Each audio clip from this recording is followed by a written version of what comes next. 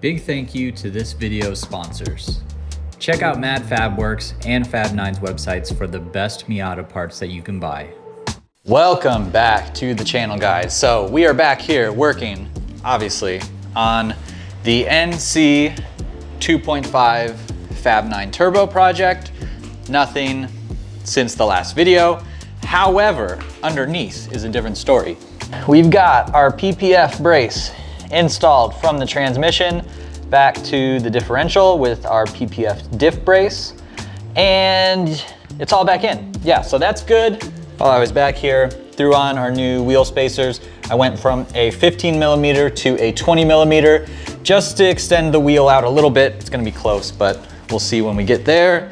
And then our coilovers are back in. Probably wondering why I didn't put this in the last video, but because I had to use my jack stand, or my jack that was holding up the transmission, to push up our wheel hubs so then I could put in the studs and yeah, all that. So before we jump into today's video, I'm gonna replay a clip because I want you guys to be aware of the giveaway that Mad FABWORX and I are doing, and it's in the last video. So if you didn't watch the last video, here's some info now. If you wanna win one of these, all you need to do is go down below, hit the subscribe button for my YouTube channel.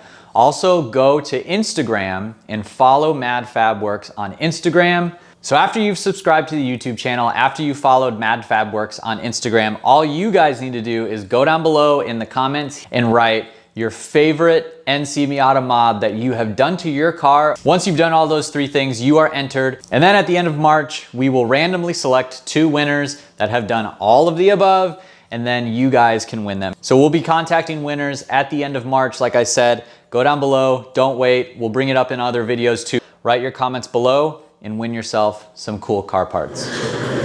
So make sure you jump back to that video, leave your comments, and do the whole subscribe, follow, all that jazz, because at the end of March, we're gonna pick 2 winners to take home those clutch pedal brackets. And if you don't have them already, I'm telling you, you guys really wanna get them. So if you don't wanna pay for them, enter the contest and maybe you could win.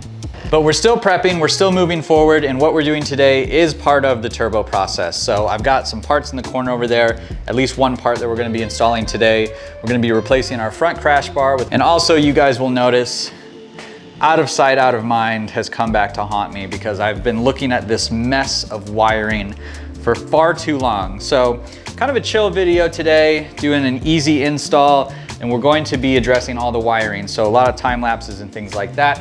I'm excited to do it. It needs to be done. This is just an absolute mess.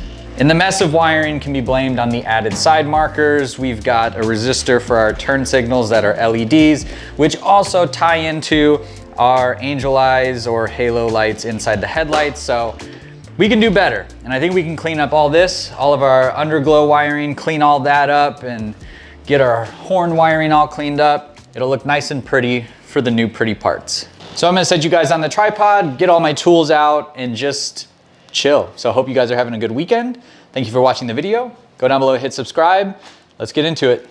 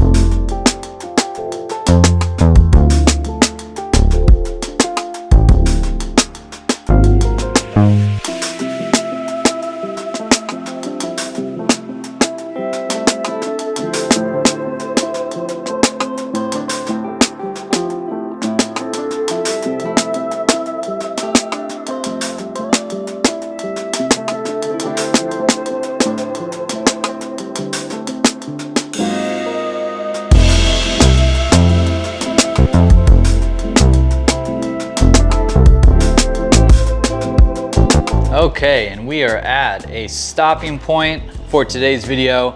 The Doryoku front crash bar is on. All of our brackets are on. The wiring looks so much better. I went and spliced everything in, wrapped it in the Tessa tape, and it ended up looking a lot better. So still a little wiry, but it's at least cleaner looking. I riveted in our resistors. They're in there. They'll be fine.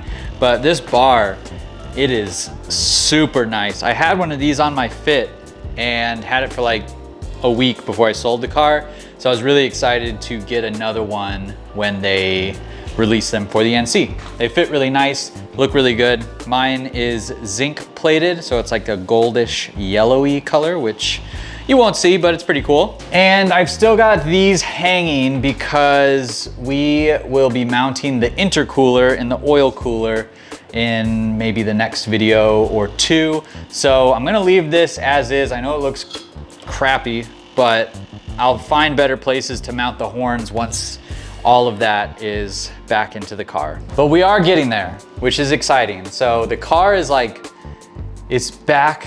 I don't know, it feels good to have the transmission and the differential connected. Feels like the car is back to a state where we're really close. And I guess we are pretty close. I know that there's gonna be some more roadblocks. I'm sure once I try to start mounting up the oil cooler and the intercooler and the crash bar, that's 3 different companies, 3 different parts. So we're probably gonna have to come up with some solutions there. Obviously getting our turbo and downpipe and everything installed still, but we are really close. I'm excited, this feels good. If you wanna check out any of the parts for this build, sponsors are down below, as well as mentioned at the beginning of this video, and the front crash bar is Doryoku. It's like a Facebook, Charlie does sales on Facebook, so you might have seen his posts on the NC Miata groups. And if you have Hondas and things like that, he makes a lot of parts for Hondas, but cool to have them for the NC as well. So I'm gonna leave it at that, close this video out, think about what's gonna go on this week, what little things I can pick at before jumping into a bigger video with more installs for you guys. I just wanna keep the momentum going. If that means time lapses, then that means time lapses. So I'm gonna keep chipping away, keep shooting video, go enter the giveaway for the FABWORX clutch pedal brackets. And if you enjoyed the video, go down below, leave your comments, give a thumbs up, hit subscribe. See you guys in the next one.